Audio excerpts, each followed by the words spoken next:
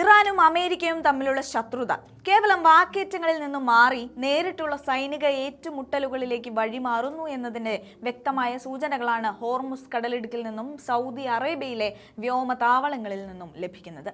ഏറ്റവും പുതിയ റിപ്പോർട്ടുകൾ പ്രകാരം ലോകത്തിലെ തന്നെ ഏറ്റവും അത്യാധുനികമായ അമേരിക്കൻ നിരീക്ഷണ ഡ്രോൺ MQ-9 റീപ്പർ ഇറാൻ വെടിവെച്ചിട്ടു എന്നതാണ് അവകാശപ്പെടുന്നത്. ഹോർമുസ് കടലിടുക്കിന് കിഴക്കു ഭാഗത്ത് വെച്ച് തങ്ങളുടെ വ്യോമ പ്രതിരോധ സംവിധാനങ്ങൾ ഈ ഡ്രോണിനെ തകർത്തതായി ഇറാൻ സ്റ്റേറ്റ് മീഡിയ ദൃശ്യങ്ങൾ സഹിതം പുറത്തുവിട്ടു.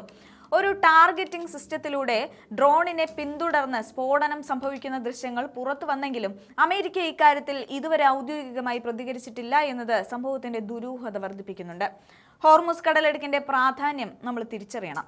ലോകത്തിലെ ക്രൂഡ് ഓയിൽ വ്യാപാരത്തിന്റെ പ്രധാന ശ്വാസനാളം എന്ന് വിശേഷിപ്പിക്കപ്പെടുന്ന ഈ മേഖലയിൽ ഉണ്ടാകുന്ന ചെറിയൊരു അസ്ഥിരത പോലും ആഗോള വിപണിയെയും എണ്ണവിലയെയും നിമിഷങ്ങൾക്കുള്ളിൽ തകിടം മറിക്കാൻ ശേഷിയുള്ളതാണ്. ഇവിടെ വെച്ച് ഒരു അമേരിക്കൻ ഡ്രോൺ തകർക്കപ്പെട്ടു എന്നത് ലോകശക്തികൾക്ക് ഇറാൻ നൽകുന്ന ശക്തമായ മുന്നറിയിപ്പാണ്. തങ്ങളുടെ അതിർത്തിക്കടുത്ത് അമേരിക്കൻ നിരീക്ഷണം അനുവദിക്കില്ല എന്ന കർക്കശ നിലപാടാണ് ഇറാൻ ഇതിലൂടെ വ്യക്തമാക്കുന്നത്. സംഭവങ്ങൾ അവിടെയും അവസാനിക്കുന്നില്ല.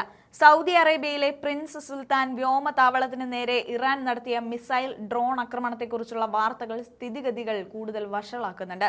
അമേരിക്കയുടെ തന്ത്രപ്രധാനമായ KC-135 ഇന്ധന ടാങ്കർ വിമാനങ്ങൾക്കും യുദ്ധമേഖലയിലെ കണ്ണ് എന്ന് വിശേഷിപ്പിക്കപ്പെടുന്ന E-3 സെൻട്രി AWACS നിരീക്ഷണ വിമാനങ്ങൾക്കും ഈ ആക്രമണത്തിൽ നാശനഷ്ടങ്ങൾ സംഭവിച്ചതായാണ് സൂചന. ഇത്തരം വിമാനങ്ങൾ തകരുന്നത് അമേരിക്കയുടെ വ്യോമ നിയന്ത്രണ ശേഷിയെ സാരമായി ബാധിക്കുന്ന ഒന്നാണ്. അമേരിക്കൻ സൈനിക സാങ്കേതിക വിദ്യയെ വെല്ലുവിളിക്കാനുള്ള കരുത്ത് തങ്ങൾക്കുണ്ട് എന്ന് തെളിയിക്കാനാണ് ഇറാൻ ഈ നീക്കത്തിലൂടെ ശ്രമിക്കുന്നത്. ഇതിനിടയിലാണ് Iran parliament speaker Mohammad Bagher ഗാലിബാഫിന്റെ തീ തുപ്പുന്ന വാക്കുകൾ പുറത്തുവരുന്നത്. അമേരിക്കൻ സൈന്യം ഇറാനെതിരെ ഒരു കരയുദ്ധത്തിന് മുതിർന്നാൽ അവരുടെ സൈനികരെ തീ കൊളുത്തും എന്നാണ് ഗാലിബാഫ് മുന്നറിയിപ്പ് നൽകിയിരിക്കുന്നത്. ഇത് കേവലം ഒരു പ്രസ്താവനയല്ല, മറിച്ച് നേരിട്ടുള്ള ഒരു ഏറ്റുമുട്ടലിന് ഇറാൻ സജ്ജമായി കഴിഞ്ഞു എന്നതിന്റെ പ്രഖ്യാപനമാണ്.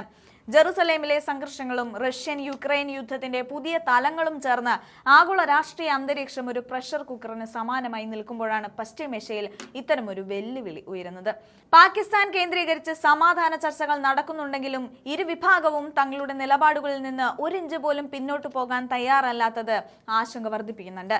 ഔദ്യോഗിക സ്ഥിരീകരണങ്ങൾ വരാത്ത പല സൈനിക നീക്കങ്ങളും അണിയറയിൽ നടക്കുന്നുണ്ട് എന്നാണ് നിരീക്ഷകർ വിലയിരുത്തുന്നത്. ഈ സംഘർഷം ഒരു പൂർണ്ണ രൂപത്തിലുള്ള യുദ്ധത്തിലേക്ക് വഴിമാറിയാൽ അത് ലോക സാമ്പത്തിക ക്രമത്തെയും സമാധാനത്തെയും ദശാബ്ദങ്ങൾ പിന്നോട്ട് നയിക്കുമെന്നത് തീർച്ച.